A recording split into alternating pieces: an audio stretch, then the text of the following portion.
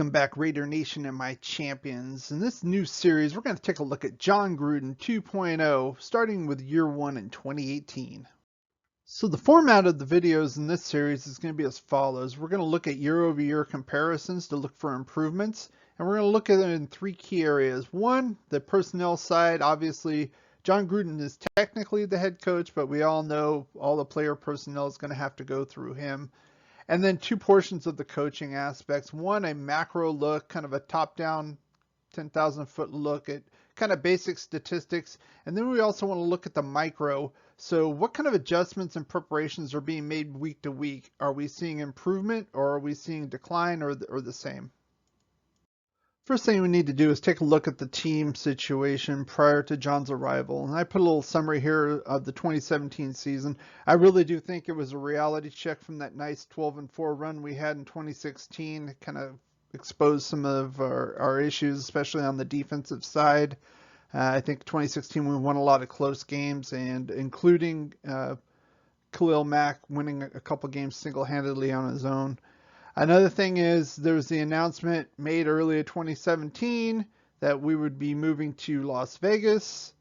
And I think this ties in with us pulling Marshawn Lynch out of retirement. One, we needed him on the field, obviously. Still had some left in the tank. But two, is a great kind of PR move since he was from the Oakland area. The season was not that great as far as some controversy. We went 2-0. We started the season. Then we went week 3 to Washington for a Sunday night football game. And there was a lot of this controversy at the time, regarding the kneeling down. And the rumor was that Derek Carr, the quarterback, was not very supportive of the team in doing this. And subsequently, there's talk that the offensive line didn't really block too well for him in that game and let him kind of get beat up. And I think there's a little bit of fire, though, smoke of that rumor. But I think that's kind of helped spiral this team down to a 6-10 record. Obviously, the defense was terrible. We didn't get a single interception while Ken Norton was with the team. He was fired late, and then they actually got an interception the very next game. John Pagano took over as interim DC, and they got an interception off of Paxton Lynch in the Denver game. But they did end up finishing with 4 straight losses. And, given the situation, the expectations from the 2016 season, and it looked like the availability of Jon to come back to this team, I think Jack Del Rio was pretty much doomed at that point. And subsequently, in January of 2018, Jon Gruden was hired as the new head coach of the then Oakland Raiders. A 10-year, $100 million guaranteed deal. He brought in an old familiar friend, Greg Olson. He was the offensive coordinator during the Sharpie days, which I call the Sharpie days. Dennis Allen as head coach. And he also brought in his buddy Paul Guenther from Cincinnati. So let's get into the personnel changes. We're going to talk about the additions. 3 I wanted to make note of. In free agency, Jordy Nelson, we signed for a 2-year, $15 million deal. I think he was at the end of his career, and maybe from the franchise point of view, that's probably maybe the best we could get. Wasn't that impressive, to be honest with you, and it only lasted 1 season there. Tahir Whitehead, a 3-year, $19 million deal. Solid outside linebacker. I'm okay with that. And then the one I think was probably the biggest impact was Dwayne Harris. And we'll get into that when we talk about the special team statistics. Had a great year for us as being a kick returner. And then this absolutely ridiculous trade for Martavis Bryant, a guy who frankly never hit 1,000 yards in a season. Had a number of issues with the league substance abuse policy. We gave up a 3rd round for the guy, and we'll talk about him a little bit later, and as far as how he ended up. As far as the 2018 draft, we did get Colton Miller. I think he's a solid left tackle. I wasn't too impressed with the pick in and of itself when it happened. I think they wanted Mike McGlinchey, but the Niners picked him beforehand, so they made a little swap a few spots down with Arizona. Arizona picked up Josh Rosen, and they ended up with Colton Miller, probably their consolation prize, to be honest with you. P.J. Hall, never really did much for us. I would say it's not a great pick.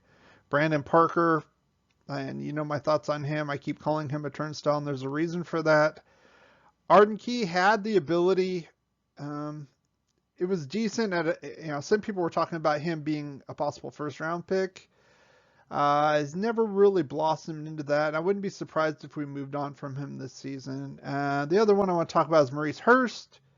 They were also talking about him being a possible first rounder, but he had that issue with his heart, so he dropped all the way to the fifth. Obviously, I would say that's a steal, especially in the fifth round.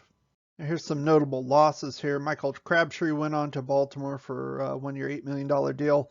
About the same amount we paid Jordy Nelson. I think I would have rather had him, especially with his impact in the red zone. Sebastian Janikowski, after 18 seasons, moved on. He had a back injury the year before. It was understandable, but it was funny because he was there when John Gruden was coaching prior, 1.0. So, and then the two big deals, obviously Khalil Mack.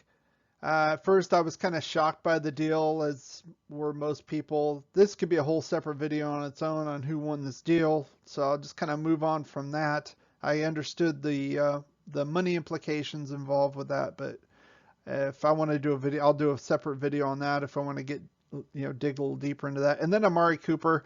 Honestly, I was kind of fine with this. I was not real happy with his attitude and, kind of pouting and stuff. And, we ended up with a first round pick that turned into Jonathan Abram. I think the jury's kind of still out with him. We'll see what happens under the Bradley system. And then some of the losses we had during the season, Donald Penn, our right tackle, lost after 4 games with a groin injury. Marshawn Lynch played 6 games, didn't come back to the Raiders after this.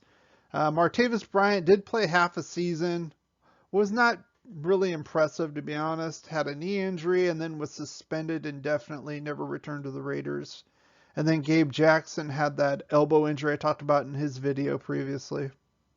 And I couldn't talk about personnel losses without including Reggie McKenzie, the quote-unquote GM, being dismissed in December. So that just kind of confirmed that John's kind of calling the shots here. So for our macro view on how the Raiders did in the 2018 season, we're going to compare it to the 2017 season. This format's going to look similar to the one I used for the Gus Bradley video if you've seen that one.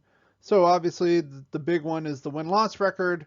We're also going to break it down to offense, defense, special teams. So this delta is the difference between 2018 and 2017, with the red numbers being a decline and the green numbers being an improvement. So obviously we won 2 fewer games, same record in the division.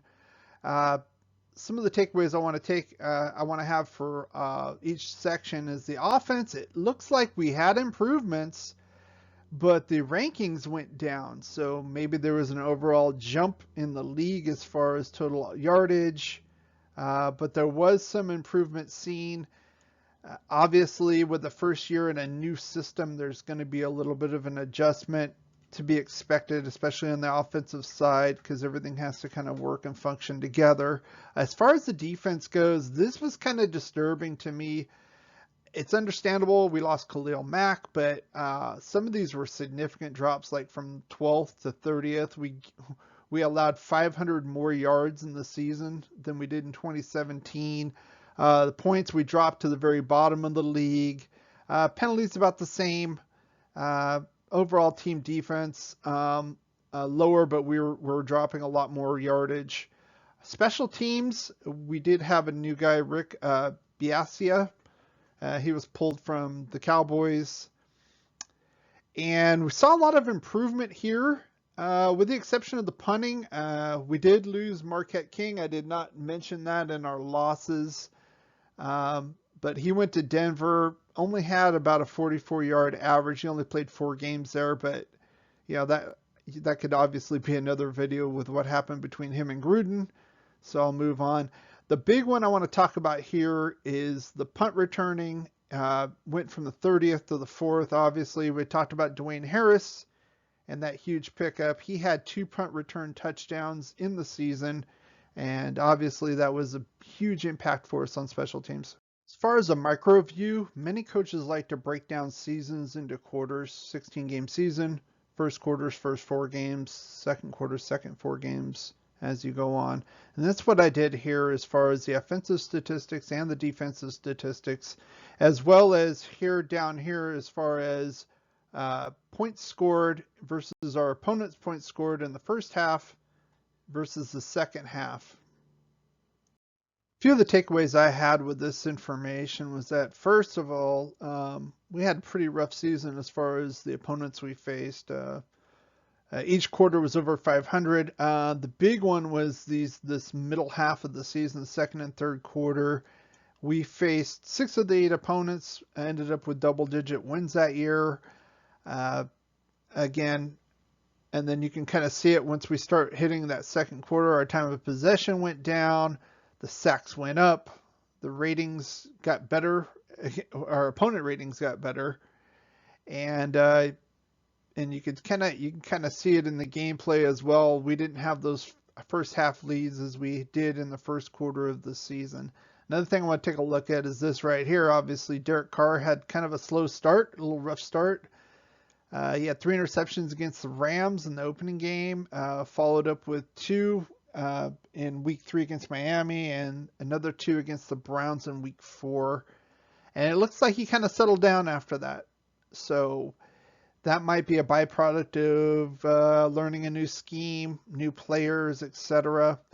I don't want to sound like I'm an apologist for the team. They went 4-12. That's terrible, but I think given this roster and the opponents they had, I definitely wouldn't have expected them to make the playoffs. Maybe won another game or 2 that they could have won, especially that game in Denver that they lost by a point. But again, this is the first year, new season. They got rid of Reggie McKenzie as their GM, so we'll have to see how they did in 2019 in the next video. So what do you think? You think it was understandable, the result of the season, given the personnel and the new schemes? Or am I being a little too apologetic to Jon Gruden in his first season with the team, back with the team? I'd like to hear what you have to say about this. Put a comment below. If you did enjoy the video, give it a thumbs up, like, share, and subscribe. Thanks for watching and supporting this channel, and as always, go Raiders.